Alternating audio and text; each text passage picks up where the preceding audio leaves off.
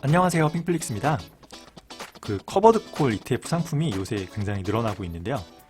지금은 좀 바뀌었는데 예전에는 이 상품 이름에 배당 수익률 퍼센티지가 나와 있었어요. 그래서 이거 그냥 무조건 확정적으로 배당을 주는 것처럼 좀 약간 그런 느낌이 들고, 지금도 아마 무조건 커버드 콜은 확정적으로 이게 배당을 주는 거라고 알고 투자하는 분들 진짜 많은 것 같아요. 배당 수익률이 어떤 ETF는 20%가 넘는 것도 있고요. 10%가 넘는 ETF는 뭐 아주 흔하더라고요. 그래서 이 커버드 콜이라는 게 대체 뭔데 이렇게 안정적으로 고이율에 배당을 주는 건지 제가 한번 파볼 건데요. 음, 일단은 그 옵션에 대해서 좀 알면 좋아요. 그 커버드 콜은 콜 옵션만 사용하니까요. 이 콜 옵션 하나만 이해해도 되는데요. 얘는 뭐냐면은 미래 특정 어떤 시간에 내가 이 주식을 특정 가격에 살 수 있는 권리를 사고 파는 거예요. 그러니까 제가 아주 쉽게 예를 들면요. 이제 A 주가 주식이 있는데 이게 한 주에 100만 원이라고 해봐요. 그 철수라는 애가 이 주식을 한 주 갖고 있어요. 얘가 철수예요. 근데 이제 옆에 친구 영희가 영희 이 A 주식이 굉장히 많이 오를 것 같은 거예요. 그래서 이 철수한테 이 콜옵션 이 권리를 사기로 해요. 내가 한 달 뒤에 이 한 주에 지금 100만 원이지만 110만 원에 내가 사는 너한테 권리를 줄게. 그러니까 한 달 뒤에 뭐 120이 되든 90이 되든 나는 무조건 110만 원에 살 수 있는 권리인 거예요. 대신에 5만 원 주고 이 권리를 살게. 그러면은 철수는 5만 원 준다고? 오케이 하고 이걸 수락해요. 그러면 철수는 5만 원을 받고 한 달 뒤에 110만 원에 이 영희한테 팔 수 있는 권리가 서로 생기는 거죠. 물론 주가가 어떻게 될지는 알 수 없죠. 그래서 진짜로 이 올라서 20% 올라서 120만 원이 됐을 때랑 반대로 10% 떨어져서 90만 원이 됐을 때를 가정해 볼게요. 그래서 가정 1은 이제 120만 원이 됐을 때, 그러면은 영희를 보면요. 영희는 지금 120만 원 주식을 110만 원에 살 수 있는 권리가 있잖아요. 그렇죠? 그럼 나는 10만 원 어떻게 보면 이득인 거예요. 더 싸게 살 수 있으니까. 하지만 이 권리를 공짜로 산 게 아니고 5만 원을 이미 줬잖아요. 그래서 그럼 여기 마이너스 5만 원을 하면은 실제 이득은 플러스 5만 원이 되는 거예요. 반면에 이 철수 입장을 보면은 철수는 이 권리를 안 팔았으면 지금 120만 원이 됐는데 어쩔 수 없이 영애한테 110만 원에 판 거잖아요. 그러니까 어떻게 보면 주가 상승으로 벌 수 있었던 10만 원이 손해 본 거예요. 하지만 그래도 5만 원 받고 이 콜옵션을 팔았기 때문에 이 판돈 5만 원을 더하면은 총 손해는 이제 마이너스 5만 원이 되는 거죠. 반대로 주가가 이제 오히려 10% 하락해서 90만 원이 됐다고 해볼게요. 그러면은 영희 입장에서는 내가 110만 원에 굳이 살 필요가 없죠. 왜냐하면 시장에서 더 싸게 90만 원에 살 수 있는데 이 권리는 그냥 행사할 필요도 없고 괜히 이 콜옵션 산 비용 5만 원을 날린 거예요. 마이너스 5만 원. 철수 입장에서 보면은 뭐 주가 하락했으니 기분이 별로 안 좋죠. 근데 이제 어차피 주가 하락한 거고 내가 콜옵션을 5만 원 주고 팔았잖아 어쨌든. 그래서 5만 원을 벌었잖아요. 그러니까 플러스 5만 원 이득. 그러니까 이거는 이 콜옵션은 주가가 오를 거라고 기대하는 영이죠 영이 사람과 혹은 주가가 보합이나 떨어질 거라 기대하는 이 철수, 이 둘의 이 제로섬 게임이에요. 그래서 모든 옵션은 제로섬이에요. 성장이 없어요. 그래서 이 콜옵션으로 100% 투자하는 건 이건 투자가 아니라 투기예요, 투기. 너무 리스크하죠. 근데 내가 콜옵션을 자산의 일부를 좀 섞어서 투자하면 이 변동성을 좀 낮출 수 있거든요. 예를 들어서 내 투자 원금이 100만 원이에요. 근데 여기서 한 80만 원은 그냥 S&P ETF 투자하는 거예요. 그리고 20만 원은 이 S&P를 추종하는 이 콜옵션을 투자하는 거죠. 그래서 만약에 주가가 오른다 그러면 이 80만 원이 오르니까 당연히 난 돈을 버는 거고, 혹시나 주가가 떨어져도 이 콜옵션을 판 돈으로 하락폭을 커버하는 거예요. 그래서 콜옵션으로 커버한다고 해서 커버드 콜이 되는 거예요. 근데 이게 어떻게 보면은 뭐 상승해도 좋고 하락해도 좋은 굉장히 좋아 보이지만 이 근본적인 문제점이 있죠.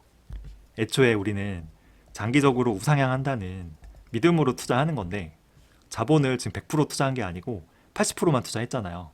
물론 커버드콜 ETF에 따라 다 비중은 다르긴 하지만 장기적으로 주가가 우상향한다고 하면 이거 20만 원은 버리는 거잖아요. 그렇죠? 이 수익률에서 분리할 수밖에 없어요. 실제로 얘가 이제 나스닥 QQQ고 얘는 나스닥을 추종하는 이제 커버드콜 상품인데요. 이제 같이 10,000달러 시작했어도 최종 금액을 보면은 이게 커버드콜이 거의 반토막도 안 되죠. 연평균 수익률도 나스닥 ETF가 훨씬 높죠.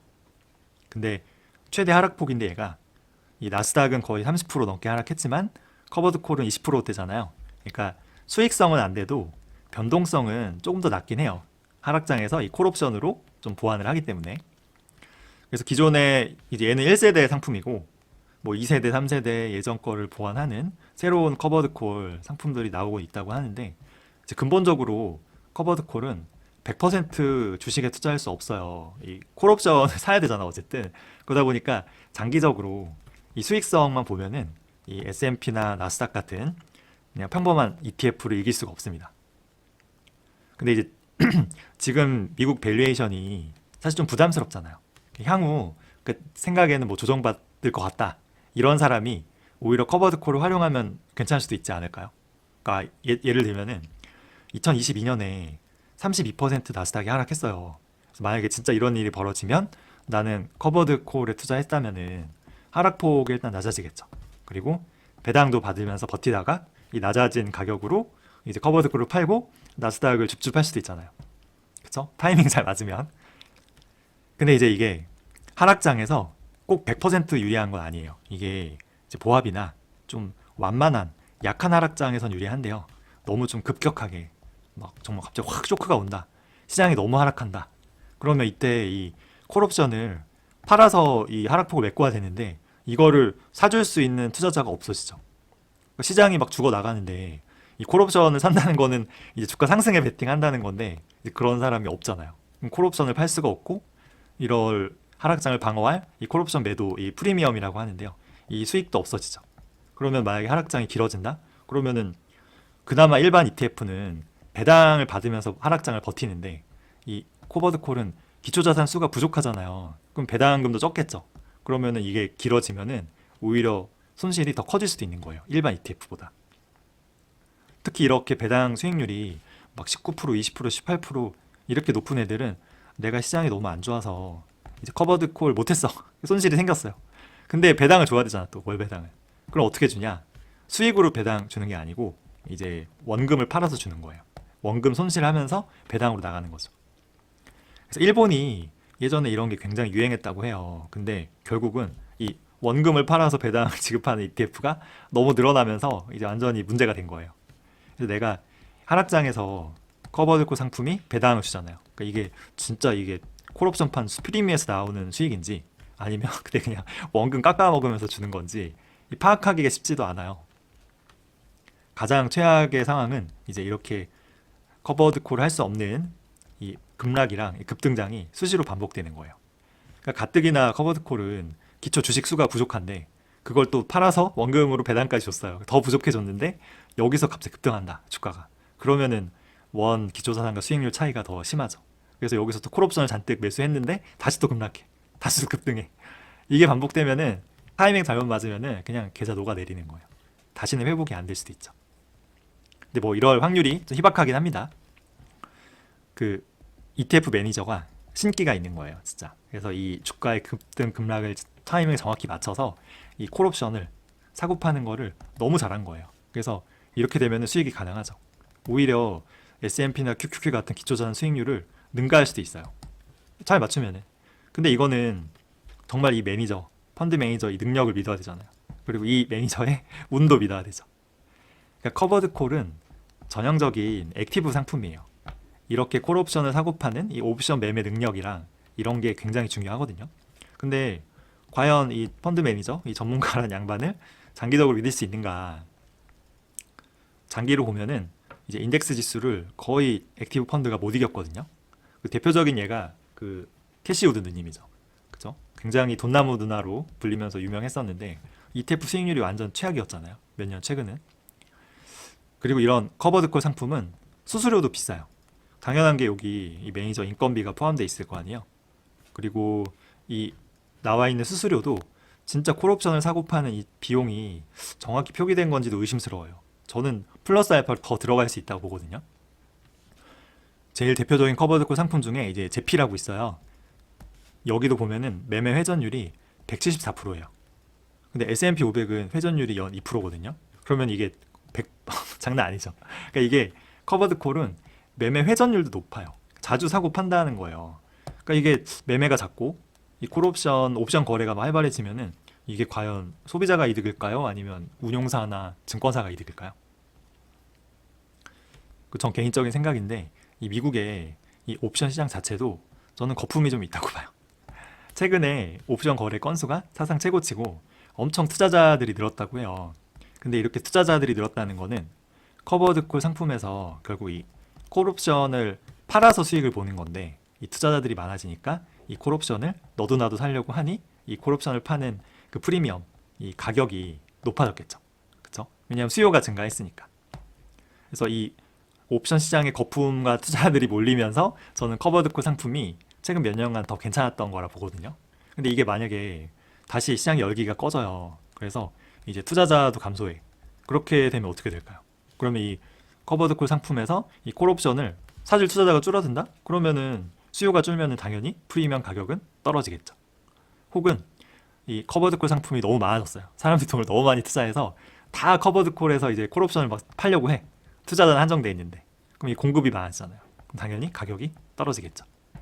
그러면 커버드 콜 상품에 악영향이 생기겠죠.